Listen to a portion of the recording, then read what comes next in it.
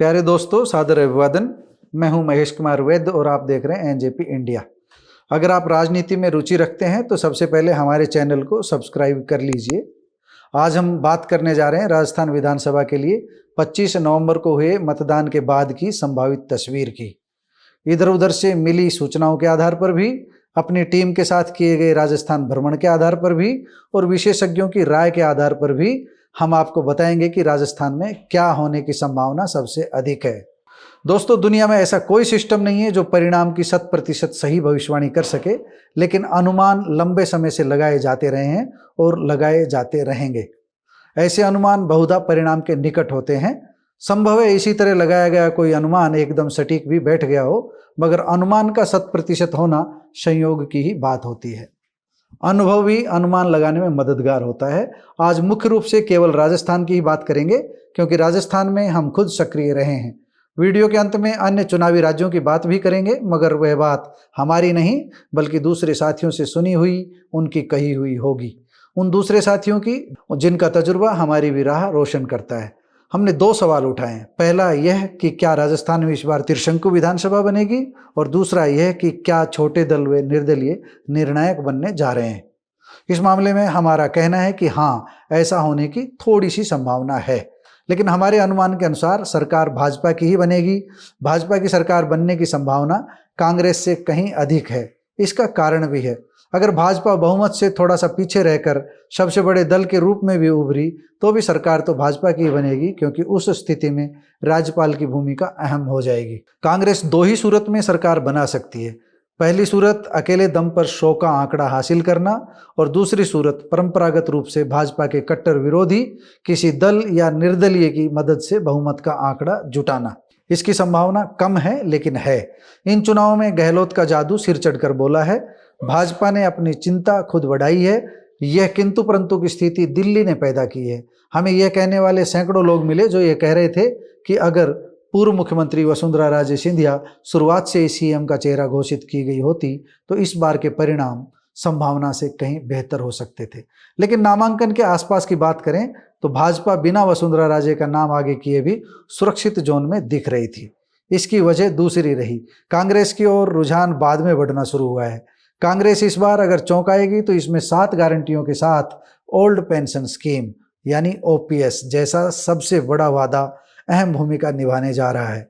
इस मामले में हमने सुविख्यात चुनाव विश्लेषक रहे योगेंद्र यादव और उनके साथी श्रेयस सरदेसाई की बातें भी सुनी। एनजेपी की टीम ने राजस्थान व अन्य राज्यों का गणित समझने के लिए योगेंद्र यादव के संडे सत्संग को भी सुना।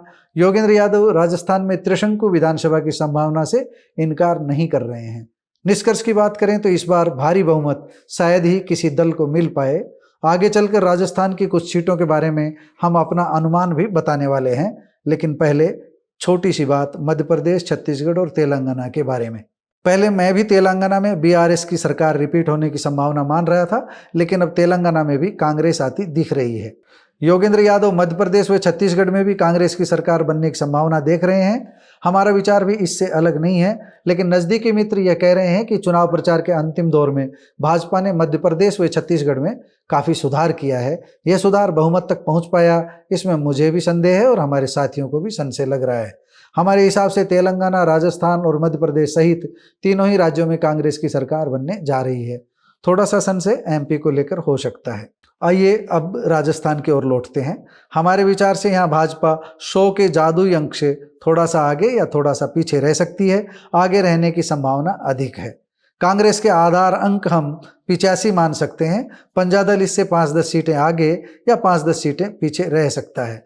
एक खास बात यह भी रहने वाली है कि इस बार 199 में से 6 से 10% निर्दलीय उम्मीदवार भी जीत दर्ज कर सकते हैं। मेरा मानना है कि 18-20 निर्दलीय उम्मीदवार जीत कर आएंगे।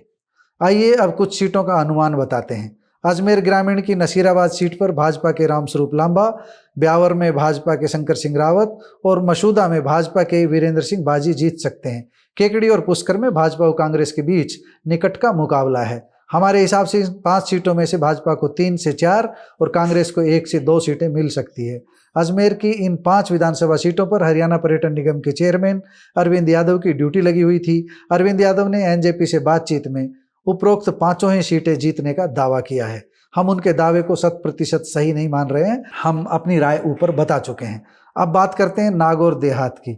नागौर देहात की नावा, पर्वतसर, मकराना, लाडनू और डीडवाना में भाजपा ने हरियाणा के विधायक लक्ष्मण सिंह यादव की ड्यूटी लगाई हुई थी। लक्ष्मण यादव इनमें से 3 सीटों पर जीत और 2 पर मुकाबला मान रहे हैं। एनजेपी का अनुमान है कि भाजपा नागौर देहात की इन 5 सीटों में से 2 सीटों पर जीत हासिल कर सकती है, जबकि 3 सीटें कांग्रेस के खाते में जा सकती है। भाजपा के संगठन की दृष्टि से बात करें तो नागौर शहरी जिला क्षेत्र में जायल, खींसवार, मेडता, डेगाना और नागौर सहित कुल 5 विधानसभा सीटें हैं। यहाँ पर पार्टी ने हरियाणा भाजपा के प्रदेश उपाध्यक्ष जीएल शर्मा की ड्यूटी लगाई थी।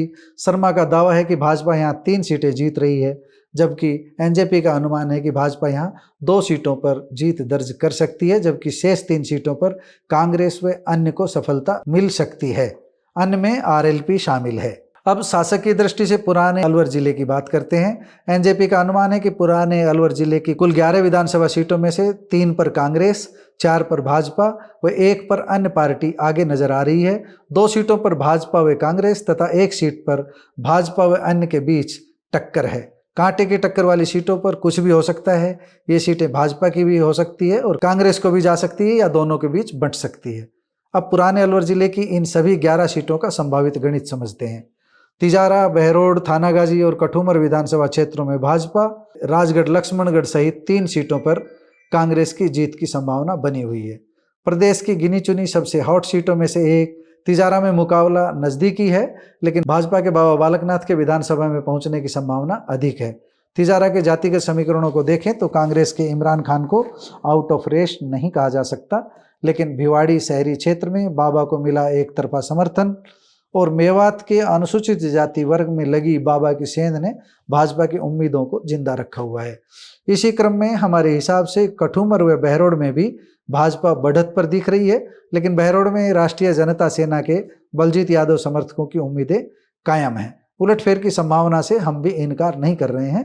बानसूर में एएसपी के रोहतासु की स्थिति मजबूत मानी जा रही है, लेकिन मतगणना से पूर्व कांग्रेस व भाजपा समर्थकों की उम्मीद भी टिकी हुई है, कायम है।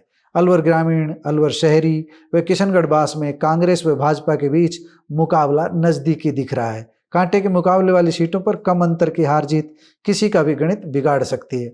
टीकाराम जूली ने प्रचार के अंत में जिस तरह मैच में वापसी की है, उसे देखते हुए यहाँ कांग्रेस की उम्मीद जिंदा है, लेकिन हमने इन तीनों सीटों को कांटे की टक्कर वाली सीटों में शामिल किया है। जयपुर की विराटनगर व कोटपुतली सीट भाजपा को और सीकर जिले की नीम का थाना सीट कांग्रेस को जा सकती है। भरतपुर क्षेत्र की कामा और नगर विधानसभा सीटों पर कांग्रेस बढ़त लेती हुई दिख रही है। जिन सीटों का जिक्र हम यहाँ कर रहे हैं, देखना यह है कि यह अनुमान कहाँ तक सही साबित होते हैं। सही तस्वीर, असली परिणाम तो 3 दिसंबर को ही देखने को मिलेंगे।